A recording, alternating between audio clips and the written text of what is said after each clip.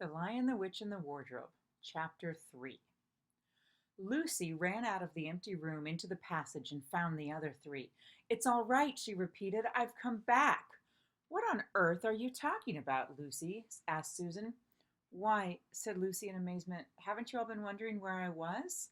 "So you've been hiding, have you?" said Peter. "Poor old Lou, hiding and nobody noticed. You'll have to hide longer than that if you want people to start looking for you." "But I've been away for hours and hours," said Lucy. The others all stared at each other.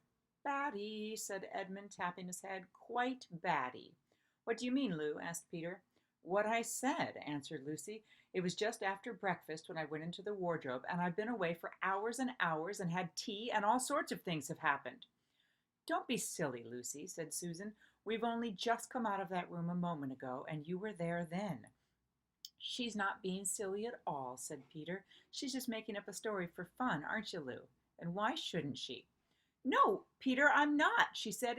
It's a magic wardrobe. There's a wood inside it, and it's snowing, and there's a faun and a witch, and it's called Narnia. Come and see." The others did not know what to think, but Lucy was so excited that they all went back with her into the room. She rushed ahead of them, flung open the door of the wardrobe, and cried, "Now, go in and see for yourselves." "Why, you goose," said Susan, putting her head inside and pulling the fur coats apart. "It's just an ordinary wardrobe. Look, there's the back of it." Then everyone looked in and pulled the coats apart, and they all saw, Lucy herself saw, a perfectly ordinary wardrobe. There was no wood and no snow, only the back of the wardrobe with hooks on it. Peter went in and rapped his knuckles on it to make sure that it was solid. "A jolly good hoax, Lou," he said as he came out again. "You've really taken us in, I must admit. We half believed you." "But it wasn't a hoax at all," said Lucy. "Really and truly. It was all different a moment ago. Honestly, it was. I promise." "Come on, Lou," said Peter. "That's going a bit far. You've had your joke. Hadn't you better drop it now?" Lucy grew very red in the face and tried to say something, though she hardly knew what she was trying to say, and burst into tears. For the next few days, she was miserable. She could have made it up with the others quite easily at any moment if she could have brought herself to say that the whole thing was only a story made up for fun. But Lucy was a very truthful girl, and she knew that she was really in the right, and she could not bring herself to say this. The others, who thought she was telling a lie, and a silly lie too, made her very unhappy. The two elder ones did this without meaning to, but Edmund could be spiteful, and on this occasion he was spiteful.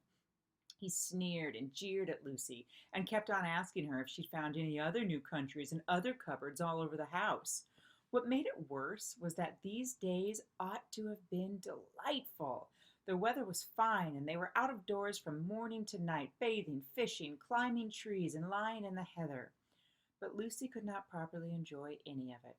And so things went on until the next wet day. That day, when it came to the afternoon and there was still no sign of a break in the weather, they decided to play hide and seek. Lucy was it, and as soon as the others scattered to hide, Susan was it, and as soon as the others scattered to hide, Lucy went to the room where the wardrobe was. She did not mean to hide in the wardrobe because she knew that would only set the others talking again about the whole wretched business, but she did want to have one more look inside it, for by this time she was beginning to wonder herself whether Narnia and the faun had not been a dream.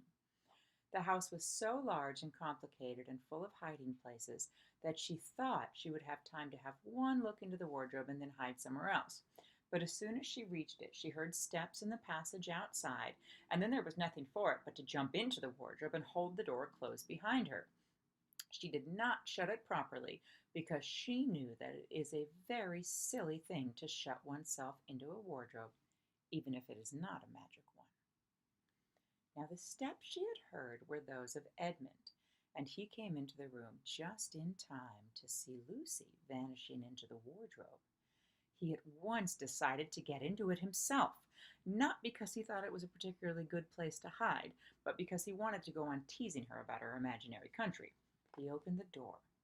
There were the coats hanging up as usual, and a smell of mothballs and darkness and silence, and no sign of Lucy.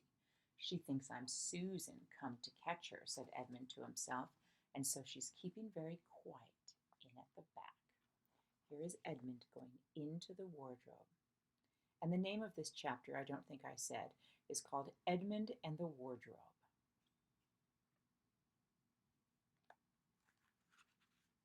Edmund jumped in and shut the door, forgetting what a very foolish thing this is to do. Then he began feeling about for Lucy in the dark. He had expected to find her in a few seconds and was very surprised when he did not. He decided to open the door again and let in some light, but he couldn't find the door either. He didn't like this at all and began groping wildly in every direction. He even shouted out, "Lucy! Lou! Where are you? I know you're here!" There was no answer, and Edmund noticed that his own voice had a curious sound. Not the sound you expect in a cupboard, but a kind of open-air sound. He also noticed that he was unexpectedly cold, and then he saw a light. "Thank goodness," said Edmund. "The door must have swung open of its own accord." He forgot all about Lucy and went toward the light, which he thought was the open door of the wardrobe. But instead of finding himself stepping out into the spare room, he found himself stepping out from the shadow of some thick, dark fir trees into an open place in the middle of a wood. And here is Edmund stepping in.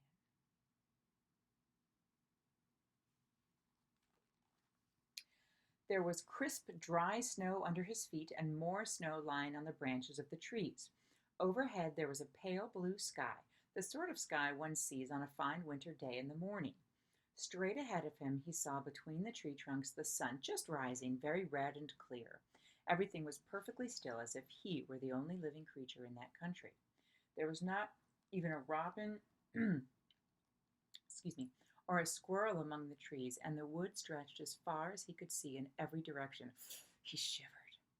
He now remembered that he had been looking for Lucy, and also how unpleasant he had been to her about her imaginary country, which now turned out not to have been imaginary at all. He thought she must be somewhere quite close, and so he shouted, "Lucy! Lucy, I'm here too! Edmund!" There was no answer. "She's angry about the things I've been saying lately," thought Edmund, and though he did not like to admit he was wrong, he also did not like very much being alone in this strange, cold, quiet place, so he shouted again, "I say, Lou, I'm sorry I didn't believe you. I see now that you were right all along. Do come out. Make it pax." Still there was no answer. "Just like her," Edmund said to himself, "sulking somewhere and won't accept an apology." He looked around him again and decided he did not much like this place and had almost made up his mind to go home when he heard, very far off in the wood, a sound of bells. He listened, and the sound came nearer and nearer, and at last there swept into sight a sledge drawn by 2 reindeer. The reindeer were about the size of Shetland ponies, and their hair was so white that even the snow hardly looked white compared with them. Their branching horns were gilded and shone like something on fire when the sunrise caught them. Their harness was of scarlet leather and covered with bells. On the sledge, driving the reindeer, sat a fat dwarf who would have been about 3 feet high if he had been standing. He was dressed in polar bear's fur, and on his head he wore a red hood with a long gold tassel hanging down from its point. His huge beard covered his knees and served him instead of a rug. But behind him, on a much higher seat in the middle of the sledge, sat a very different person. A great lady, taller than any woman that Edmund had ever seen. She also was covered in white fur up to her throat and held a long, straight golden wand in her right hand and wore a golden crown on her head. Her face was white. Not merely pale, but white, like snow or paper or icing sugar, except for her very red mouth. It was a beautiful face in other respects, but proud and cold and stern. The sledge was a fine sight as it came sweeping toward Edmund, with the bells jingling and the dwarf cracking his whip and the snow flying up on each side of it. "Stop!" said the lady. and the dwarf pulled the reindeer up so sharp that they almost sat down. Then they recovered themselves and stood champing their bits and blowing. In the frosty air, the breath coming out of their nostrils looked like smoke.